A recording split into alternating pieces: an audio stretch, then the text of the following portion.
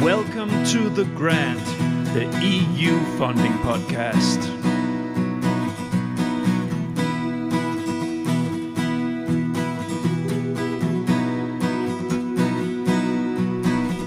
The Grant.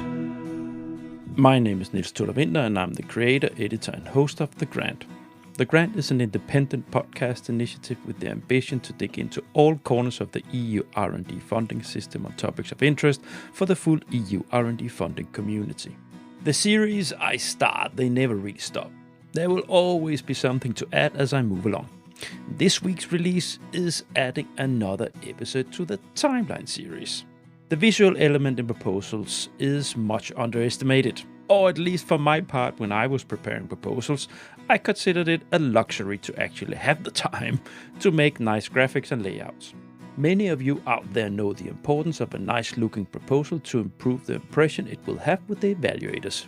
Pictures tell more than 1,000 words. Co-founder Olaf-Gerd Gemein of Impact Funding Europe has taken visuals into a next level. Storytelling, color coding, and a conceptual approach using storyboards, Lego bricks, and all sorts of other creative elements in the proposal preparation is at the core of the way Impact Funding Europe works with proposals for clients. I got him into the virtual podcast studio to share with you and me about how they practically work with this approach to make their proposals truly standing out. Please enjoy.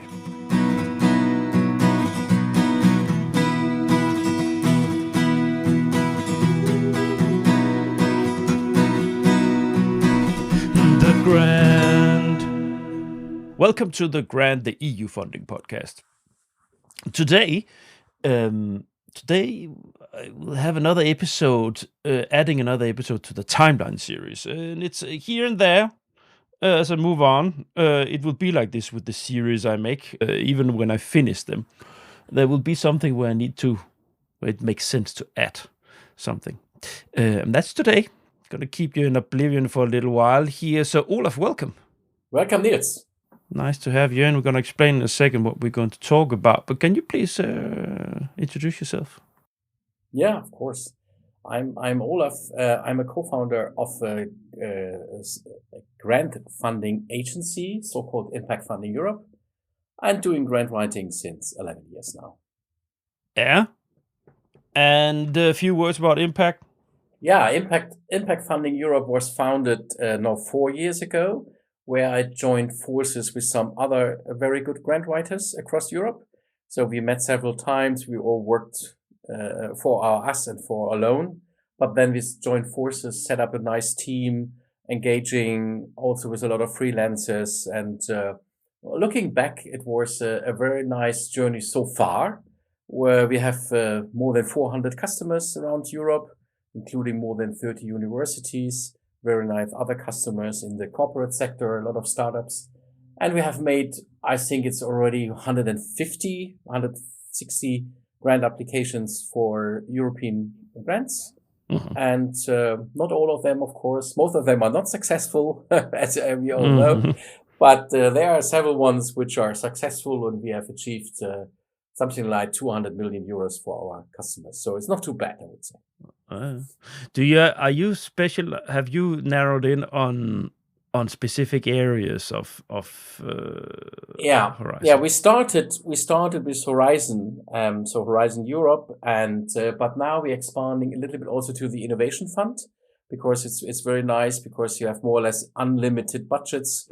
And the Innovation Fund is funding greenhouse gas emissions avoidance projects and so on. So on one hand side, we have this collaborative funding, where you bring 5 to 6 or even 10 to 20 entities from Europe all together into an innovation project. And the Innovation Fund himself is just one. You can have more, but normally it's just one applicant having a very nice idea and want to implement something. We have also written some chef codes. For a hell of a lot of money. Yeah, of course, and yeah, it's because this is what they have to pay, right? So and they get 60% reimbursement. I'm not talking about your fee. I'm talking about I'm talking about the money that they can apply for, the funding budget. Yeah. The fee is also a thing. So we are completely based on a success fee. I learned this over time, that it's much better to work with a success fee instead of a retainer and so on, and get just paid by hours. We were paid by success, so that's okay. Yeah. I'm not going to get into that discussion. I've been working on the success fee. I'm not sure. I agree. Well, that's a different discussion. Olaf, we need to. We're going to talk about EU proposals. There, we're going to talk about the visuals and the graphics of the proposals and the importance of that. And the honest, or the disclaimer here is, I don't know if it's disclaimer, but the reason why we are hooking up today is because long time ago we talked and discussed of maybe making something that was maybe, I'm not even sure I actually had released the episode, so it's quite a while ago. But I invited you back then, and I never forgot that. And then I've been having as a regular guest, one of my most lovely guests that I keep having on is Rita, which is engaged in your company, working for you.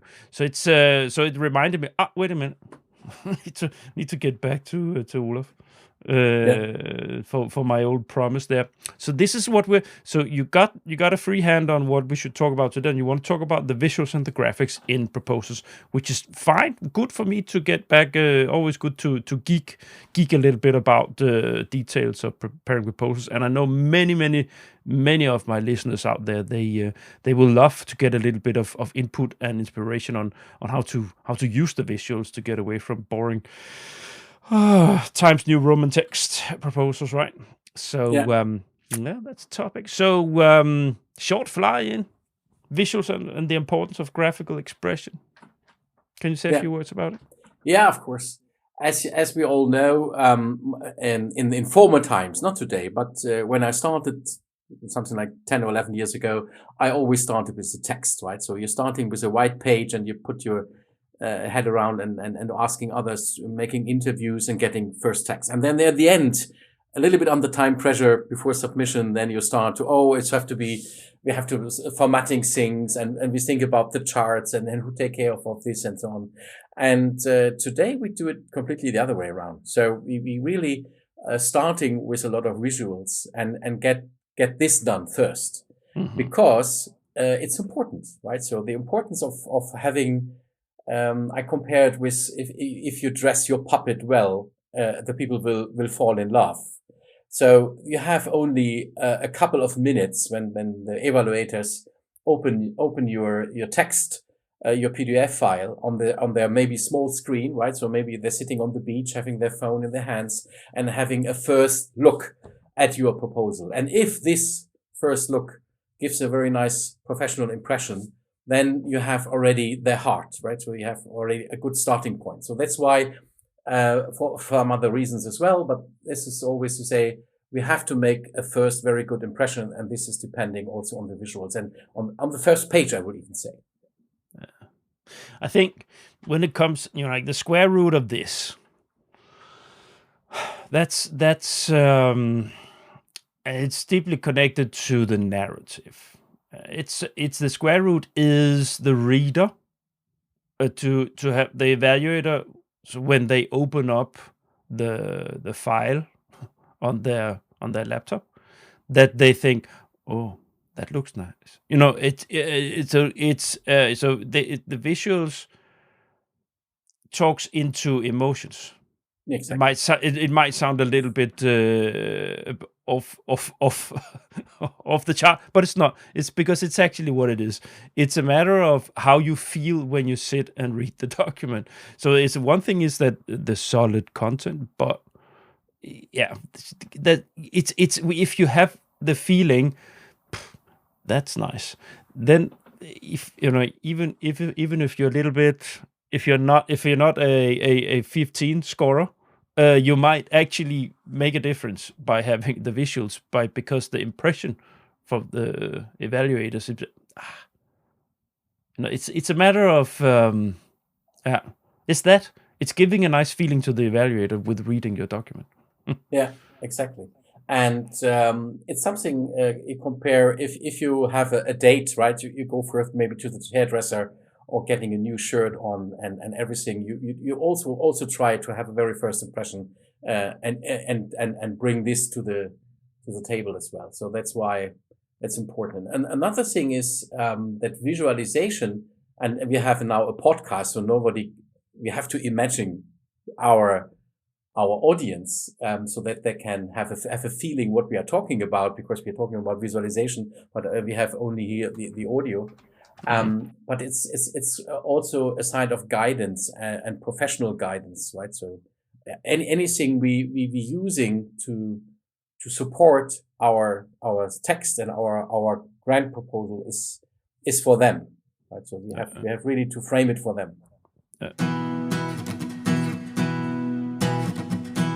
Now, let's have a look at it. So what I put first here you made a big contribution on the content for the rundown here. So we will get back to that. But first, I want to have a short talk about the function of the visuals, right? So we already started now a little bit touching the thing, but we just shortly having a talk about this, exactly this.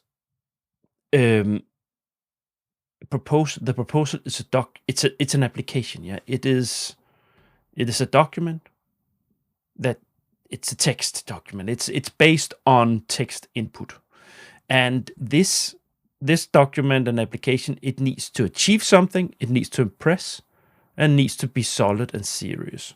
Might have more bullets there, but that was what I sort of when I reflected this morning, right? But these things, you can very easily put people off with your message if you have blocks of text and you don't think about, if you don't think about the visuals. This is what has happened for me many times in my career as a grants writer, that because it's so intense, time, resource intense, that these things, it's considered luxury. Yeah? Having time to sit and look at this, it was something, but when do you want me to do this? And if you don't have a graphic designer or something in the consortium, someone in the consortium to do this is, you know what? I need to do it. There's so many others, so don't even ask me to do it, because I'm gonna scream into your face because I have so many other things. So and that's the reality when you reach to that point. But that, I think, what we need to talk about here is you need to start in a different. You need to start in the beginning to think about these things. No. Yeah. And you have also to know there are competitors who are always trying to be better than yourself, right? Mm-hmm. So it's a very competitive environment, and the others will care about their visuals and structure and how the communication works and so on. So, and you have to reach this level as a grant writer. And if you do it for yourself, that's another thing. But you are serving a very nice consortium of innovative people, and they are completely relying on you. So if we as grant writers don't do our job well, then they cannot get the funding, which means they have to repeat funding applications. They're losing time. Maybe this project will never be funded, and so on and so forth. So it's really important that we do everything to impress the evaluator. And normally, as you already said, we're talking about text, right? So the grant writers normally love white space, right? So they've tried to fill in every corner of this paper with text, and adding more and more content whenever they can. So they're shrinking the font size. They're really bringing every argument, thousands of arguments, and trying to bring this, instead of just saying, okay, I have just to convince the evaluator that this is a great team, a great project, that we are professional, that worth the money, and so on. And therefore, we don't need so much text, right? So we need a lot of other things to help them to understand and to support the text. And that's why I think that the visuals are equally important than the text, or the other way around. If you have the good visuals which supporting the text, then the text is maybe supporting the visuals and not the other way around, right? So maybe that's also a way to think about it, that you start with visuals when you're writing a grant, or at least in the first phase, or that you earlier start to think about the visual expression, An old manager of mine said, "Look, Niels, you need to lighten up text. You need to make it lighter. It's you need to when you look at a page, and when the first thing, you know what it is, when Yeah. you look at a page of blocks of text, and then if you take the next page and next page, and it's also blocks of text, it does something in your stomach when you're supposed to read it, and it's not your own. It's if it's something where it's heavy content. It's just like this, if you put in a nice visual, a graphic explaining in visuals how it is supposed to be, or whatever, something that say, again, it's easier to come through when you look at the page. It's very Exactly. simple. Yeah. Yeah. And I would say if you get them with the first visual, so that they have the evaluator have already a little bit of understanding what you're talking about, then it's easier to adapt the text, right? Because then you put the text into the context of the visual, which you already have, right? So an example is just wrote in January a proposal for a wave energy system. And they have already implemented this a couple of years ago. And the picture we have put in landscape mode, so it was half of this page, was how the boat was a small rubber boat approaching in heavy seas the wave buoy in the water, right? So and the wave buoy was yellow, and there was people wearing these red carpets and so on, and it was really impressive because it was stormy weather, and the people get an impression, okay, it's real people doing real things in stormy weather in sea and so on. So this gives already the context. So, and you may say half of a page and very prominently on the first page, right? It's not a good idea, but we thought, okay, that gives the right context. So we are here. It's a project where we want to go further. And this is a concrete example. This is why we use the picture. Which is, yes, it's a paraphrase of the old proverb that a picture says more than 1,000 words, right? It's a matter of if you put something, a visual, that people remember that. Yeah. It's that simple. I have an old anecdote when I was a young government representative going to an NCP meeting in Brussels. And I still remember it. And you know why I remember that meeting? Because for that meeting, you had a set of presentations.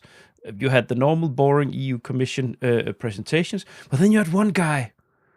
And I don't have a clue. I don't remember where he's from, or where, what he was. Don't remember exactly what he was talking about. But what he did was he used only pictures in his presentation. So I remember him. I remember what he did. We're talking 2008 or 9 or something like this. It's 14 years ago, but I remember that. No, it's a very good paraphrase of the importance of what pictures they do and visuals they do. Yeah. No. You have forwarded me an approach that my thought is that is what you're using as a conceptually yourself when you're working with this. So now we're going to talk about how you can approach this, and I'm gonna hand you over figuratively speaking, the microphone to share with us your approach to this and your thoughts. Yeah. So we always start with visuals, as you may already understood from our intro, that we're not starting with text or a white page. We're starting with scribbling around. And why we do this is because we want first on our own, the grant writer and the team we are working with, about the red line. So this is what we call the red line, and to help the evaluator to see this red line at the very beginning. And this is also, we call it red line because we also be using color codes, right? So we start really to say, okay, whenever you see a page and you see these 3 or 4 colors, you already know, because we introduce these colors and say, hey, our important things are in red, context is maybe in green, and so on. So we really try to help the evaluator at the very first beginning, something like how to read our proposal, right? So how we structure it. That's clever.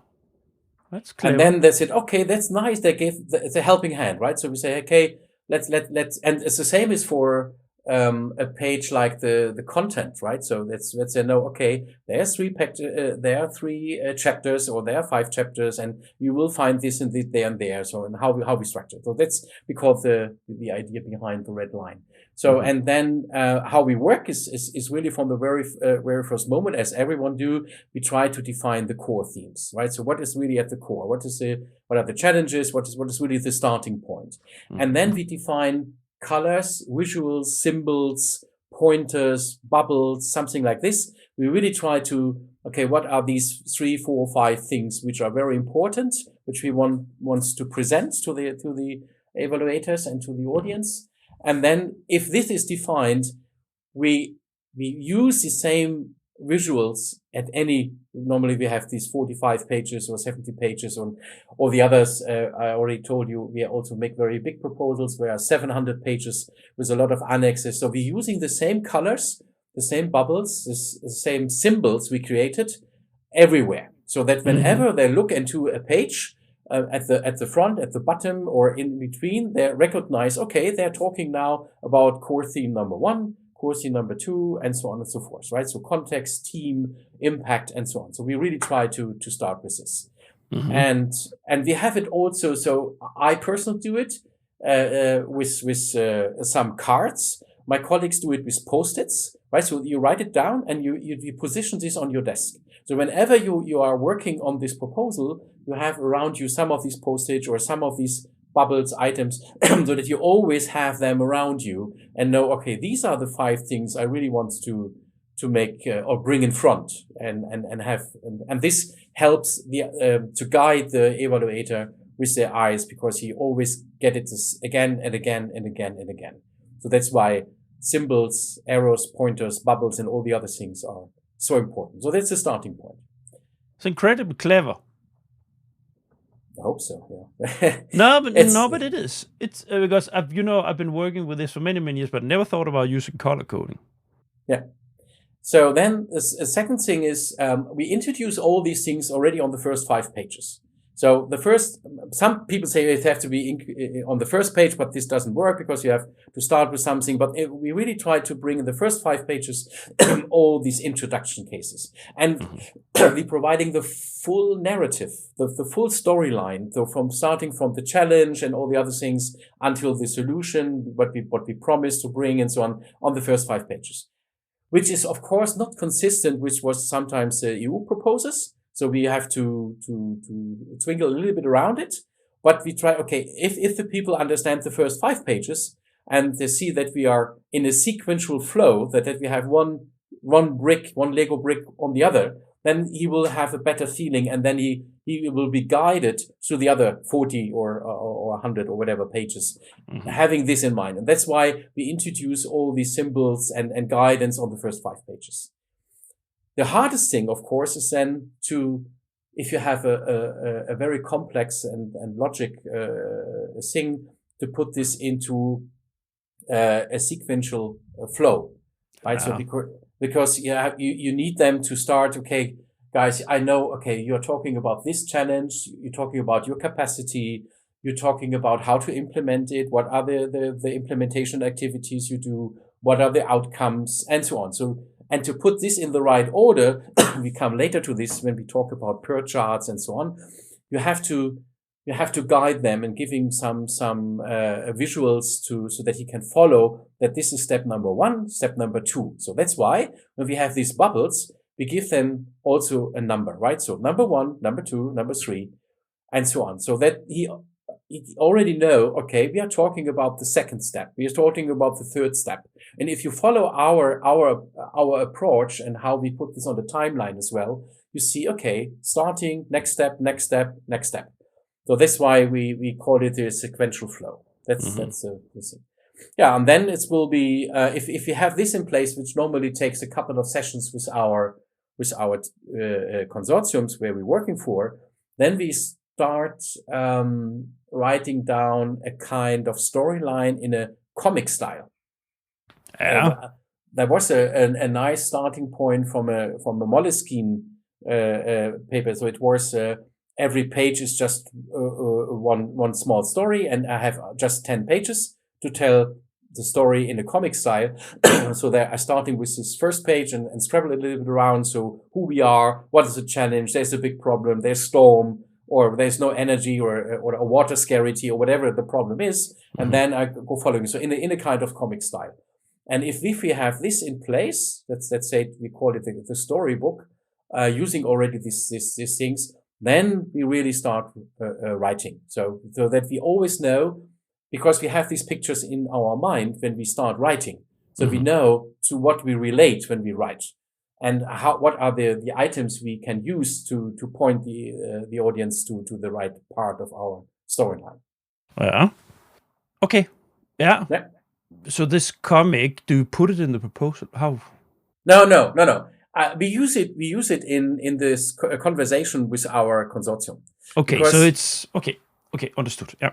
Okay, so and because this helps, sometimes they're using a mural for this, or sometimes putting on whatever their tools they have, but just to help them, because then it's an abstraction layer, right? So this comic style gives you a little bit of abstraction, and you're not talking in text, you're talking already in pictures, and you puzzle it together and say, okay, that's the right way to communicate. And when we have this small thing, sometimes it's just 1 page or 2 pages, there's nothing more. There's a very small starting point. Then we start writing.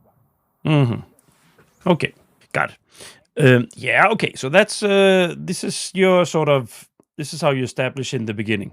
Yeah. Next step, using a hero story. So maybe you have already heard of it. It's a very common tool. I've never heard of it, so really? And that's good, because then I can be just as the listener who has not heard this. So share with me, what is that? Yeah, so it's we call it the hero's journey, and the hero's journey is about, when you have this visual, then you're really asking yourself, okay, if you put yourself into the shoes of a hero in face of a challenge, right? So how you will react. So that's why the first thing we do is start presenting the current state of the common understanding of the topic. So setting the context, the baseline for the reader. That's a first starting point. This is easy, right? So as I said, in the other case, it was just a picture of the wave buoy in the sea. So the people say, okay, we're talking about sea, we're talking about wave buoys. We have something which we have in front of us. So it will be imagined in your brain. And then next step is when we start writing, we using then the call for adventure. But officially it's called the proposal, right? So there's a funding agency who makes a call, but we will try to call this is a call for an adventure. So the European Commission asking us, so we give you some budget, and we want to have you on this adventure. So that's then, okay, what is the challenge? What is the problem? And we building a team. So as you know, if you go on with a ship over like Columbus and so on, so you build up a team, putting all your assets together and building a toolbox and all the capabilities. So that's the next step. So what is our team? So we introduce the team when we have our first 5 or 6 pages. So we introduce then the team, their capabilities, their knowledge, and all the other things. So that I would say the funding agency or the evaluator get really the feeling, okay, that's the right team. So let's give them the money, right? So that's the next step. Yeah. Following is going beyond state of the art. So when we know this challenge, we know that there's the right team in place. So and then there's they're starting, and of course they're entering the journey, and what their promise is to solve the problem, right? So there come a lot of these things. We want to implement this, and we go that, and so on. So that's the next step is, we call it crossing the threshold, or going beyond state of the art, something like this. This is how we frame it. So, and then of course there are a lot of small things. So we're discussing maybe what others have done already, what are the challenges, why we overcome them, and so on. So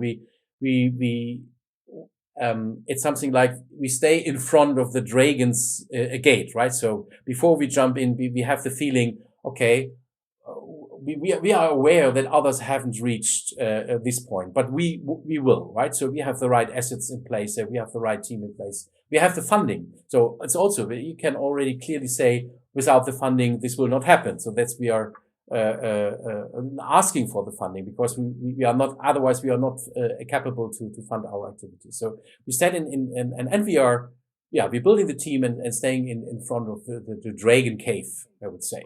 It's a nice thing. It's a figuratively speaking. It's a nice like, picture to have. Yeah.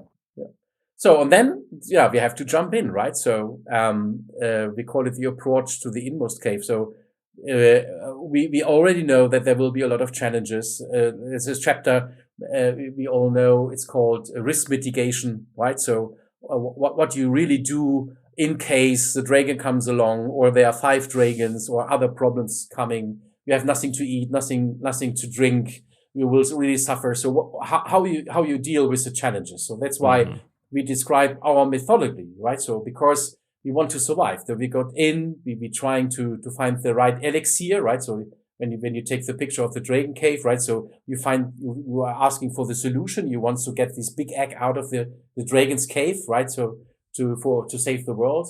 And that's why you have to deal with all these problems. Yeah. And then of course, this is the highest point in this story of the hero, is the climax. So when you get the elixir, right? So you have fight it against the dragon, and then you get it, and then you get out, right? Out of the cave. So the team was somehow successful. And this is a very important part in writing, that you have to present the takeaway to the commission. Because they call it, normally they're using words like deliverables, right? So, but this is an important thing, because these are exploitable results, and you have to prominently show them. So that's why we're using boxes for this, right? So like you have like a hunter, right? So a hunter goes out, a fisherman, right? You going out and have catched a very big fish. So we really present this as a result. And very prominent, maybe as I said, in color codes or and so on, so that everybody knows, okay, after addressing this challenge and getting the liquid out of this dragon cave, you can really show to the world that you have something. But this is just your project. So next step, of course, is how this can be replicated and reused by others, because you get this public funding, it's tax money. You get it only if you can show how this can be for the benefit of Europe or the world. So how it can be reused and replicated by others. So if you have this in your hand, then you have, of course, to say, okay, this is maybe open source, or this is the way it's become a standard, and so on. So that you really convince the others, you're using this money not for your own, of course, you need the funding, but it's for the benefit of the society, of all of us. I call it, this is the blue economy approach, right? So to see the world from outside space, it's blue, right? So blue economy. So we serve Mother Earth, so with this project. So then you have the big picture. So you have an exploratory result, and you have something in your hand, and you present it to the evaluator and say, hey, that is what I promise, and that is what I have in mind. So these are the heroes. So right, the hero, then all these photos we know, the fisherman with a big catch in his hands. This have to be visualized as well. Yeah. That's it. That's our way how we do it. And all the visuals we have, and all this is have to support this idea. So that's why this hero story normally comes. I always try to put it in 5 pages.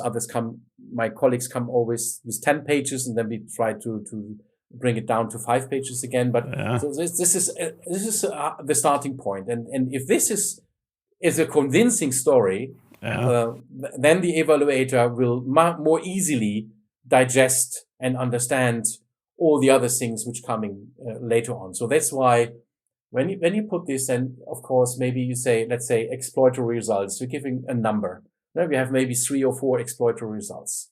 You give exploratory results number 1, 2, 3, 4 already at the beginning. Maybe you have already a picture. Maybe it's at lab scale, right? So if it's something, a liquid or whatever you do, right? You already put this in front of them so that you say, okay, at the end of this project, we will have something at scale, which looks like this, so that they have the feeling, okay, I got it. Because as you know, right, in former times, they have used days in looking into your application. Now it's just hours, right? So the time that the evaluator have to understand this is just maybe 1 hour or 2 maximum. And the narrative, the first 5 pages are just for, okay, I get you. And then afterwards, the other 40 pages is about ticking the box. That's why you have to link visually. You have to link the first 5 pages to all the other parts in your text. That's why using color codes and symbols and other things, just so that they remember whenever they go further in your application, they remember because of the color codes and the visual guidance what you're talking about. Zoom out a little bit, so I have to understand correctly. You run through the steps that we have here. You sit in your team and say, is it convincing? How is this? Is that draft text for the actual proposal, or is it a guidance document for yourself? Or how? No, we put it really. So we have in the past 3 years we have put it into the application itself. Before that, we call it a baseline, and we have used it just for ourselves. But now the baseline sometimes was 20 pages, having a lot of links and new strategy and so on. So it was a working document. But then we said, okay, we have this working document, we're setting the theme and try to onboard others and so on. But these 30 pages are worthless, right? So because we really need something. So we try to bring it down to these 5 pages and put it in our application at the small condensed version of the full application. So that, because I would say that's an assumption, or maybe it's not right, but maybe the evaluators don't read the other pages if they are not convinced on the first 5. Right, which is of course not true. It is of course not true, but it is true. It is true. If you ask evaluators, that some days, it's not like that. But if you're like, if most of them would say they convince me within the first couple of pages, that's yay or nay. I just need to get my head around. So because it's good. I like it. So you give the first 5 pages. You follow these steps that you just outlined for us, and then you fill in the rest of the proposal, so to say, as the normal template. So is that, do you put these 5 pages into the excellence part? How do you? Yeah, exactly. Yeah, we put it just under 1.0, right? So at the first paragraph. And then, of course, I will not say that the other things are easy, but if you have this guidance, because you have framed it, right, then it's much easier to position all the other things related to this, right? So if you're writing a work package, so maybe we all experienced this already. So you have a work package leader, and you have 5 or others who have to contribute to this work package. And if they don't get the 5 pages and the storyline, they cannot write their work packages, and they cannot contribute with all their assets and knowledge and capabilities and skills and so on. So they need it. So that's why let's call this work package or activities as a piece of the methodology. So they're feeling you are in the cave, right? The dragon is in front of you. What is this work package about? So to circumvent him, to impress him, to put on the fire, to bring him back, and so on. So they really have to understand that this work package is about, we want to achieve this goal. And that's why we need the narrative first, right? So maybe the other way around. So many times already my colleagues, which are always employees or freelancers, they first start with the work package. They say, hey, let's bring the consortium together. What do you want to do? And everyone puts something on the table. And afterwards, they try to build the excellence part afterwards, right? That's not the right way. So you have to discuss with them until they have consensus. And the consensus is framed into the first 5 pages. And if this is right, if this they have done, then they can say, okay, guys, now go and write it down. Write it down, your tasks, your work packages, because they have to be consistent and supporting this narrative. Interesting. But I like it, the process. You know what? I've been having many consultants in and proposal writers over my duration of this podcast, and all with different approaches. I also, in the timeline series, I've been going step by step, right? So that was my take on how to develop a proposal the timelines use. And I'm one of the persons who develop the core idea and getting all the flow right, and then you step into the work package groups. And it's the way that you're doing it here. It's easier for everybody to understand what it is that you are all working with, so to say, and put it into context, their corner of this. It's clever. So which means this gives you also a structure. So let's take the PER chart as an example, right? So if you have at a very early beginning, you have already the PER chart, and whenever you have a consortium meeting, you ask the people, okay, let's look into the PER chart. We discussed today this tiny piece here or that, or how this goes from this to this to this. And then the people have already this visual, and they thought, okay, that's consistent, right? So let's talk about this. That's the reason. And I just in preparation of our podcast, I have looked into there was a way how a PER chart is an acronym, as you know, and it's called Project Evaluation and Review Technique. The first time I looked into this. What is it? Actually, I didn't know. Project Evaluation and Review. So it should be helping the evaluators and maybe the team to review what you're doing and how you go. It's used in this section, Pathways to Impact. How you go from output activities to outcomes and deliverables towards impact. So it is really step by step. And if you have this already in place, then you can write it down and you can always linking back to it, right? To say, when you write something in your work package and you say, oh, that's supporting deliverable or outcome number 3, right? So you make a red bubble with a 3 or using some other symbols that, okay, that's nice. I know now that this work package and this task have a clear link to what is promised in section number 1, excellence, or which is described here in the impact section. That's why you need this, and then the people writing around it, I would say.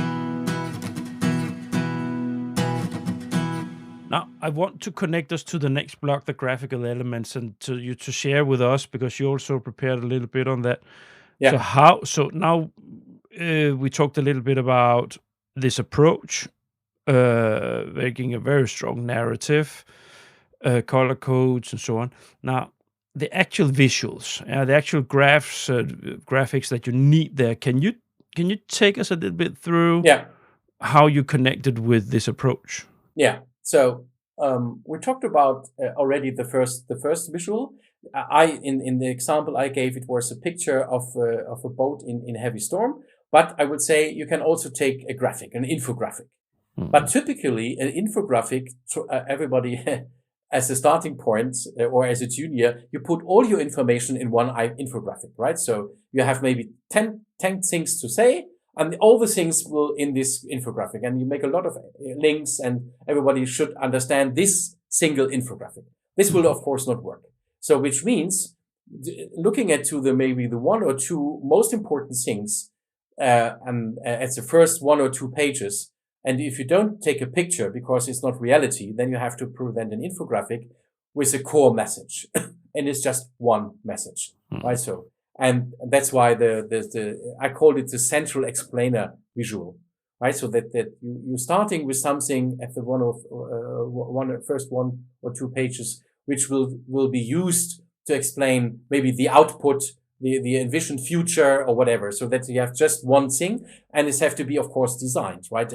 And as we are writers, we are normally not designers, I would say. That's why after some time, I'm using, and also all my team members, we are using an external team for it.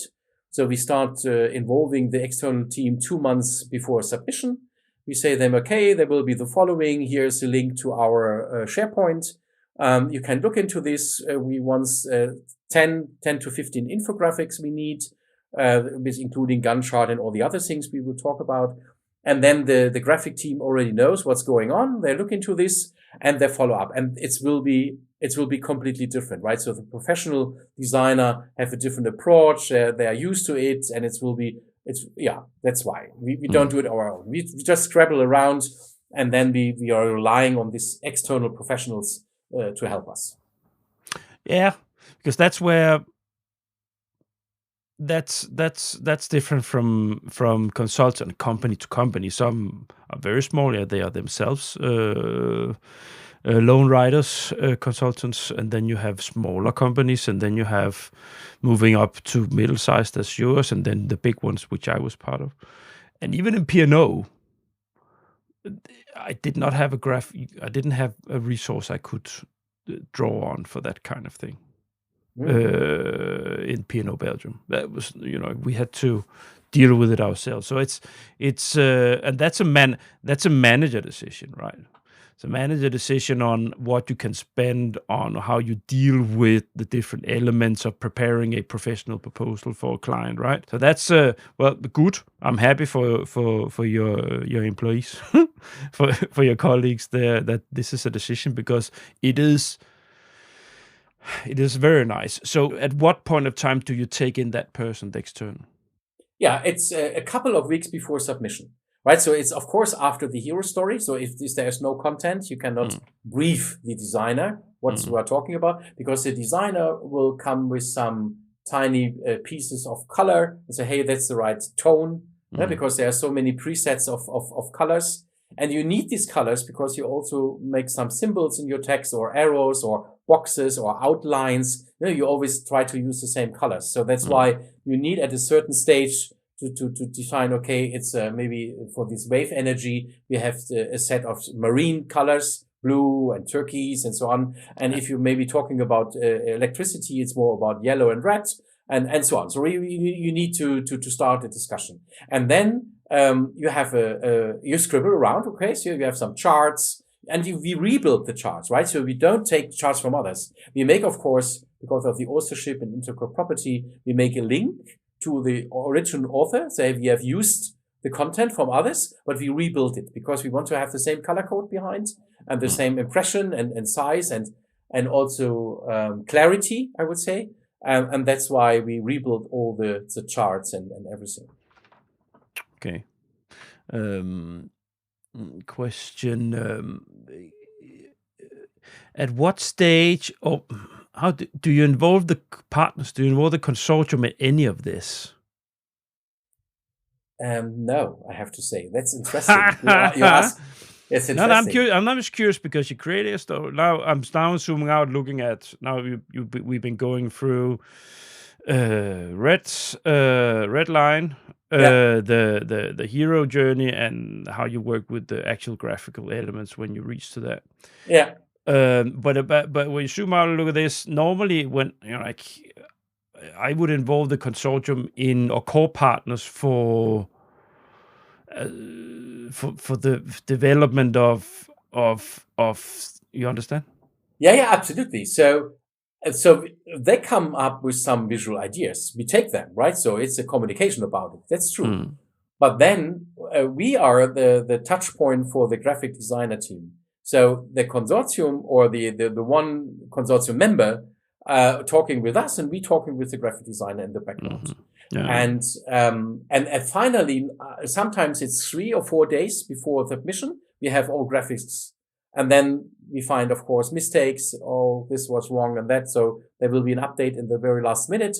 But we have never involved the graphic team. That's also because of the time difference, right? So they're in Asia. So the time difference is 8 hours. It depends how the consortium is, but we have never involved them talking directly to the consortium. Maybe we should try this. I don't know. I'm just curious.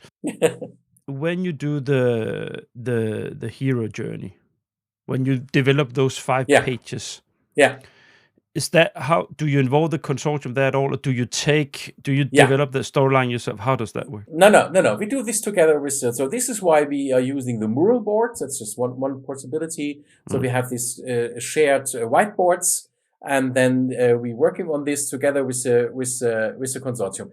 Sometimes I would say there's a consortium needs some pressure because they before they start thinking and speaking out loud, they need a little bit of push. So some are more prominent than others, I would say, and others are very silent.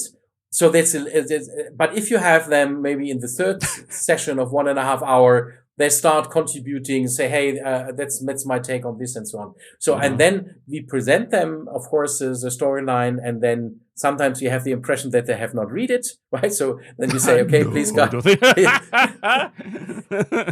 please, right? So then we remember them and so on. But writing down, that's on us. Sure. We are professional grant writers. If we are responsible for the first 5 pages, we present this to the consortium. And then there's, of course, a little bit of back and forth. And this takes, I have to say, because we have sometimes very big consortia, this really takes 2 to 3 months. So don't underestimate this, right? So to bring the consortium together, finding the right consortium partners, engage with them. So you need a couple of months preparation before you can really start writing text, deliverables, tasks, and all the other things. So that's why it's so important to have a good storyline at hand, because then this gives a direction of all the other work, which is then under a little bit of time pressure as well, and others will have to contribute. So they need this guidance and a clear goal, what we want to achieve. So that's why this is in our hands, of course. Did you ever meet outright resistance from project partners to work like this? No. It's no. Passive aggressive. Yeah, I would say, I think the majority is working, but of course there are always some which are not engaged, I would say. And I can just tell you, so one of our partners we work frequently with, he afterwards, sometimes he get on the phone call and said, today, have you seen, these guys have not contributed, kick them out. I said, no, I'm not here to kick them out. Yeah, but it's already an indicator how they will work when the project is won, and we have to work with them for 3 years. And if they are silent now, they will be silent afterwards. So that's not true. It's maybe completely different. And the same is, if this guy is now, or this woman, helping you to write the proposal or not, it's not the same person who will implement it. Very often there are different teams behind and so on. So the department who's responsible for getting the funding in is completely different from those who implement it. So you cannot prejudge it in this sense. So, and of course, another suggestion from one of our grant writers is, he do this extensively. He making interviews with everyone. So it's a 2 hours interview. You get on the phone, say, hey guys, I have 100 of questions. I know nothing about you. Let's start. And I will asking and write it down so that I have a clear understanding of who you are, what are your assets, what is your contribution. And you do this one by one. So if you have a consortium of 15 partners, and each of them have 2 or 3 persons, he make 50 interviews in the preparation phase, just to get it in his hands so that he can put the puzzle together and see exactly where. And this is very engaging, because if you're asking someone, please tell me your story, I have another question. They start to open up, and they feel, they have a better feeling as well. So they're feeling recognized and valued and so on. Yeah. It's very nice, Bruce, but I can tell you that would not have been possible under the business model in the corner of P&O where I was, because we were writing 3 to 4 proposals at the same time. So even if we wanted, that would never happen. Never. But that's of course very, because you get under your skin who exactly are every single person involved in the process. Well done. Yeah. That's nice. I put here some tools, but then now you mentioned that you have an external helping you. But are there any tools that you're using in this process to help you? Can you share a bit? Yeah. So we have a couple of them. So, but that's before I forget, just to mention quickly the others. So, of course, we have to have a PERT chart, as I already said, project evaluation going from output. So this is one thing, mandatory. Gantt chart, mandatory. Gantt chart, the acronym calls graphical tasks against time, right? Just to let you know. So you need all this, and you can include milestones and all the other deliverables into a Gantt chart to make it more shiny, right? So it's there. You need an organigram. You need an explanation of the work package and all the other things. This is we have to look. And just don't forget the logo, right? Don't do the logo in the day before submission. Really, I have. They will do it the last day. So if you are a professional grant writer, do these 2 weeks before and asking a professional. So sometimes we spend 250 euros on it just for another graphic designer just to come up with a logo, because the logo is something which you see first. Maybe you can repeat it on every page in a small corner, so that the logo is always around, and this have to be a spelling logo, right? So that you already know, okay, this is this project about. So just to round it up. So these are the mandatory pieces. Yeah, I'm personally using a pen, other pens in different colors, and paper in landscape mode. That's the most important tool. Others, and also I'm using sometimes Lego bricks. My colleagues using Post-its, of course.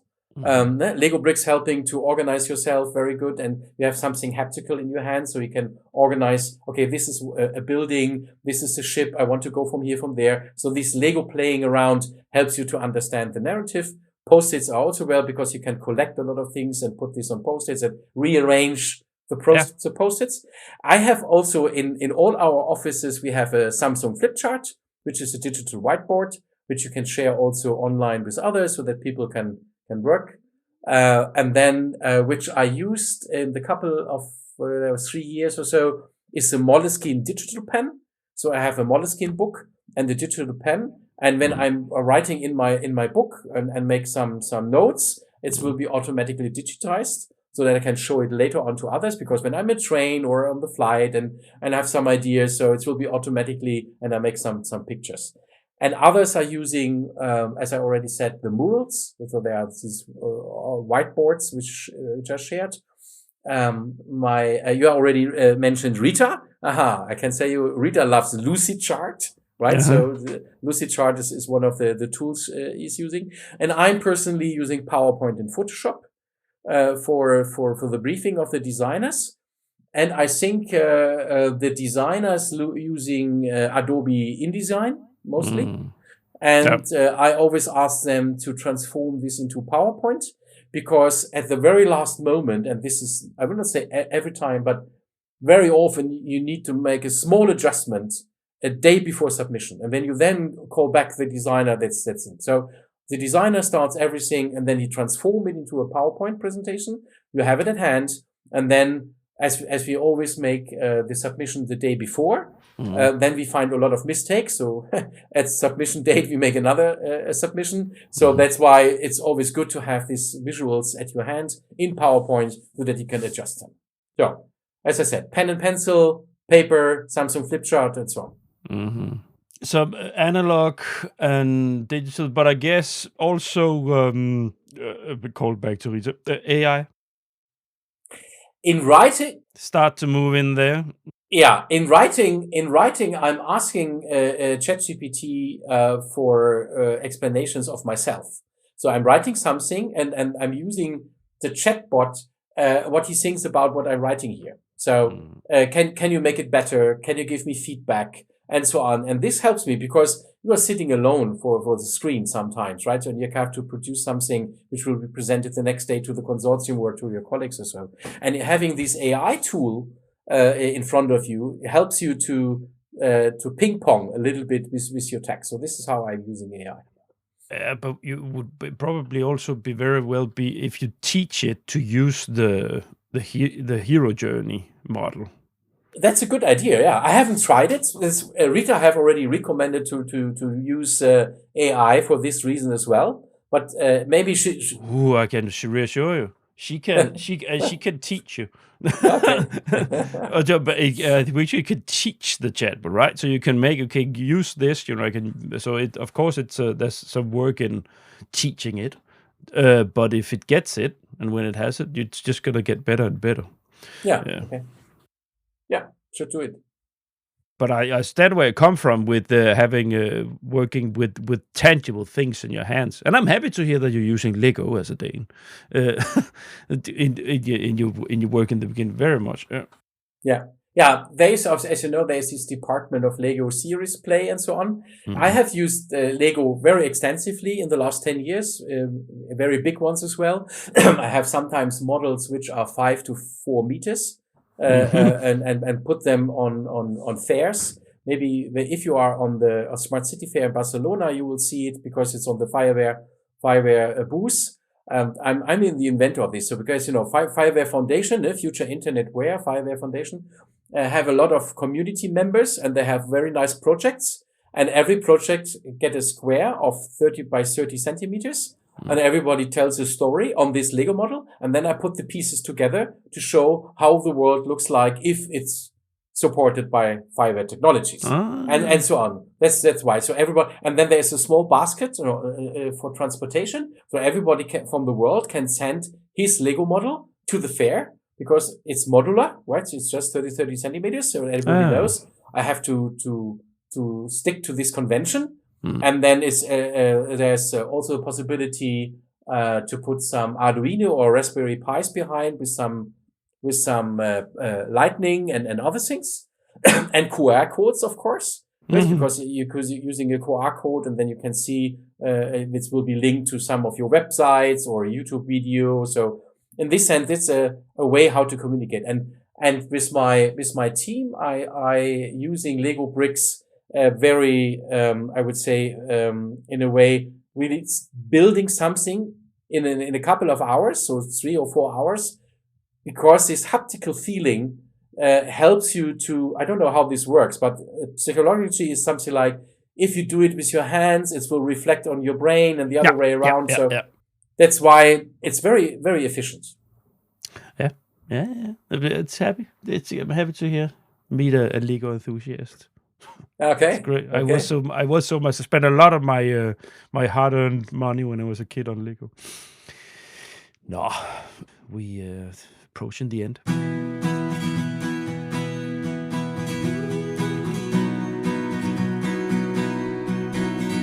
The Grand. I always have the segment, the toughest challenge, and I put the toughest challenge securing that you have good visuals in your proposal. But maybe I put what is the toughest challenge using this model?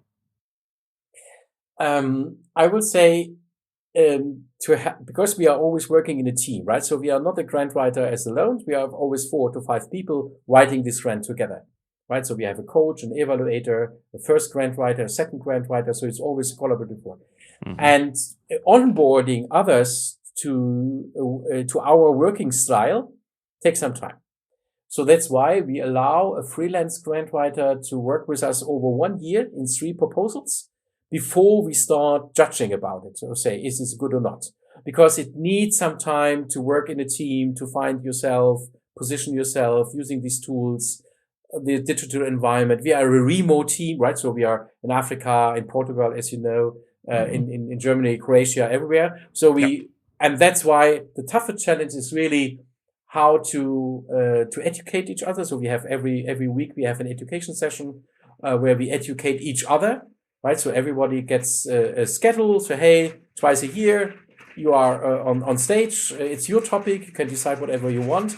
So you need this common or collaborative learning. I would say that's a tougher challenge. And sometimes I would say grant writers or freelancers fail. I will not say fail, but they fail to be integrated in this system. And then we cannot work with them. So that's very, very unfortunate. But most of the time, if you invest in this and building this team around these methodologies, it's very nice. Because even if someone is sick or someone needs help, the others can jumping in. They know how this works. It's very supportive. As you know, always the night before, the people working until 5 o'clock in the morning, and you can call, right? So that's why it's really good, and this is a tougher challenge. So bringing the people behind your concept as a grant writing professional, I would say, or company, as we offer our services to third parties only. We don't write proposals for ourselves. So in this sense, we have to be consistent, and everybody who is a freelancer have to be our team member and following the same path. So that's a little bit of a challenge, I would say. Good. Thanks. I'm just going to land the plane before we say goodbye to the dear listeners. So, dear listeners, thank you so much for listening to the end. I hope that you like this little annex to the timeline series on making strong visuals and a very nice narrative to your proposal. Now, if you like this, And if you're sitting and writing proposals, if you like this, then you should go and check out the timeline series. I will put a link at the episode page to the timeline series. And of course, got 110, 115 episodes now in there. There's a lot to browse through. So if this speaks to you, there's going to be a lot of other stuff that you will be interested in listening to. And while you're there, don't forget to sign up for the grant email lists, the subscribe to the list. It's how you will support best a independent podcast as myself. Finally, connect with me on LinkedIn and go like The Grant page. Follow it on LinkedIn. This is where the fun happens. This is where the flow is on a daily basis. This is also where I throw out the marketing in relation to each episode and so on and so forth. So there, if you connect with me, you're going to get a good solid flow of more within the EU R&D funding area. It's that. Okay. Olaf, thanks. Thank you, Niels, for having me. It was very nice to talk to you after a couple of years, right? Yeah. And let me just add here in the end. So I will exchange with you afterwards on what we will put on the episode page. But I will put, of course, the link to your company. I will put a link to your LinkedIn site. And then you can reflect if there's if you want to share some examples of this, how it works. Yeah. But that I will share something on the site for you listeners where you can click and see where you get an idea of what we've been talking about today. Yeah. Thank you. Yeah. Let's say goodbye to the dear listeners. Bye. Bye. Thanks for listening to this episode of The Grant. All the Grant episodes have their own site on the Grant website. You will find the link in the episode notes where you listen to your podcast. On the site for this episode, you'll find a link to Olaf-Gerd's personal LinkedIn site and a link to Impact Funding Europe. Further, you will find examples of the hero's approach to be inspired. Next week's episode will be quite special. Together with friends of the house, Alice Babaglio and Rita Gilmata, I will be digging into this sector's most important topic, mental health and proposal preparation. As regulars know, this lies close to my heart, and with this episode, efforts will be initiated to change things. You can indeed look forward to that. Finally, some of you might have noticed that I'm slowly starting up a collaboration framework for organizations that want podcast episodes with their own profile flagging topics of importance for them specifically. Grant's consultancy company Inspire Science have their own series with 3 episodes flagging their capacities within different areas, supporting research organizations towards EU funding. And so can you. The possibilities are many. Flagging your capacities as a company, pushing a message towards the Brussels ecosystem as research organization, promoting an important event, or boosting your communication strategy. The grant offers a plug-and-play solution with a podcast host with 16 years of experience within the R&D field, which secures the solidity of the content. I'm not just a journalist, I'm a conversation partner that understands your perception. The grant is also open to join EU proposals as a partner or subcontractor. Adding sound to the proposal communication strategy can be a strong addition to connecting with the project stakeholders and the world beyond the realm of the project. Reach out through LinkedIn or my website if interested. See you next week.